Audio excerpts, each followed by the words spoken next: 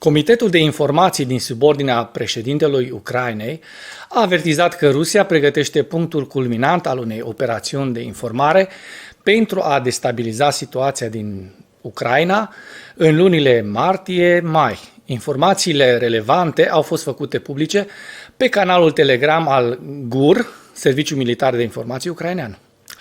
La 2 ani după ce Federația Rusă a lansat un război de agresiune pe scară largă, Ucraina s-a confruntat cu o amenințare obiectivă la adresa existenței sale ca stat, ca națiune, ca comunitate de oameni liberi și egali, se arată în raport.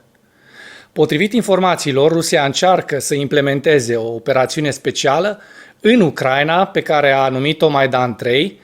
Culmea sa este programată pentru lunile martie-mai.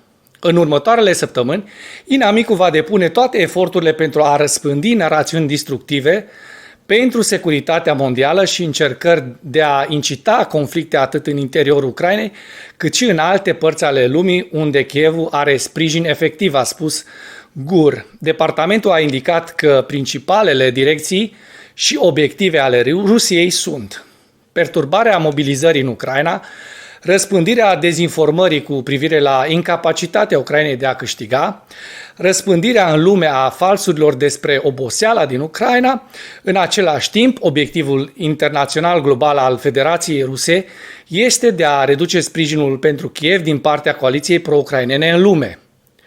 Scopul rușilor din interiorul Ucrainei este de a demoraliza ucrainenii, de a semăna panică în rândul populației, de a crea o ruptură între militari și civili, de a-i face pe toți să se certe cu toată lumea, inclusiv cu reprezentanții conducerii politice și ai societății civile, informează serviciile de informații ucrainene, care au mai subliniat că, conform planului inamicului, situația din țara noastră va fi zguduită până în prima jumătate a lunii iunie, iar apoi Ucraina va primi o înfrângere militară în est.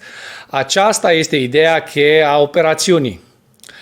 Având în vedere circumstanțele de mai sus, facem un apel către societatea ucraineană, partenerii internaționali și aliați să consolideze rezistența comună și măsurile de securitate cuprinzătoare, în special în spațiul informațional, pentru a contracara în mod eficient amenințările și provocările globale ale unui nou război hibrid global, război pe care Federația Rusă îl poartă astăzi, a subliniat departamentul. Ofițerii de informație au adăugat că în noiembrie 2023, în cadrul operațiunii speciale Maidan 3, Rusia a cheltuit aproape 250 de milioane de dolari pentru răspândirea sentimentelor anti-ucrainene numai pe platforma Telegram. În plus, bugetul total al operațiunii s-a ridicat la 1,5 miliarde de dolari. Aceasta este cea mai scumpă acțiune a serviciilor speciale rusești din istorie. Ziua 735 a războiului din Ucraina.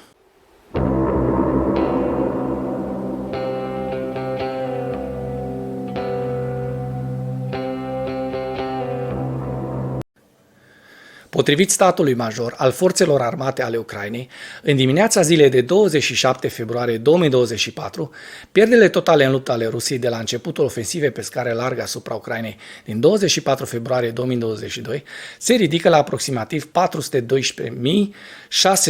412.610 militari. În ultimele 24 de ore, Rusia a înregistrat pierderi grele pe frontul din Ucraina, între care 1060 de militari, 14 tancuri, 14 vehicule blindate de luptă, 20 de sisteme de artilerie și 2 avioane Su-34. Dacă până în acest moment ai găsit informații utile în material, contribuie cu un like și cu o distribuire a acestui videoclip pentru a ajunge la cât mai multă lume. Ministrul francez de externe Stéphane Séjourné a încercat să clarifice comentariile președintelui Emmanuel Macron, conform cărora Parisul poate trimite trupe în Ucraina pentru nevoi specifice, dar nu pentru a participa la războiul Rusiei împotriva Ucrainei. El a spus acest lucru în timpul unui discurs în Parlamentul francez pe 27 februarie, relatează Reuters. Trebuie să luăm în considerare noi acțiuni în sprijinul Ucrainei. Acestea trebuie să răspundă unor nevoi foarte specifice, mă refer în special la deminare, apărare cibernetică, producție de arme la fața locului pe teritoriul ucrainean. Unele dintre acțiuni pot necesita prezența pe teritoriul ucrainean, fără a fi combatanți, nimic nu poate fi exclus. Aceasta a fost și rămâne astăzi poziția președintelui Republicii, a spus Sejourné. Diplomații francezi au spus că ideea lui Macron este de a declanșa o dezbatere pe această temă, dar nu există planuri concrete în această direcție.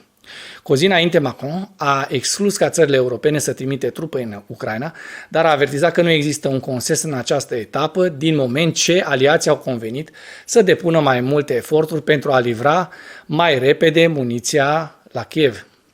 Acest lucru a determinat o serie de răspunsuri din partea aliaților care au spus că nu au intenția de a trimite trupe în Ucraina.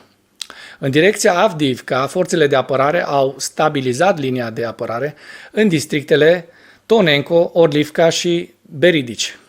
Acest lucru a fost anunțat de către comandantul grupului operațional și strategic de trupe Tavrisk, generalul de brigadă Oleksandr Tarnavski. Încercările de acțiuni ofensive ale rușilor în regiunile Novomihailovka și Robotene au fost fără succes, a adăugat acesta. Ucrainenii au doborât încă 2 avioane de luptă rusești, Su-34, ieri. Am distrus 10 avioane în aceste ultime 10 zile, spun aceștia. Comandantul forțelor aeriene Mykola Oleșciuc a raportat inițial un Su-34 doborât în estul Ucrainei. Potrivit forțelor aeriene, cel de-al doilea avion a fost doborât în jurul orei 14, ora locală, în același sector de front. Astfel, în 10 zile, ucrainenii au doborât 10 avioane ale rușilor, inclusiv un avion spion A-50, care valorează aproximativ 330 de milioane de dolari. Ucraina a mai doborât un avion Su-34 pe 21 februarie, un Su-34 și Su-35S pe 19 februarie, un avion Su-34 pe 18 februarie, precum și 2 avioane de luptă rusești Su-34 și Su-35 pe 17 februarie, numărul total al avioanelor rusești doborâte de ucraineni de la începutul războiului, ajungând la cifra de 342. În ceea ce urmează, vă prezint un slide cu evoluția de ieri a celor mai importante fronturi din Ucraina. Hărțile sunt creația Institutului pentru Studiul Războiului. Pentru mai multe informații, accesați linkurile din comentarii.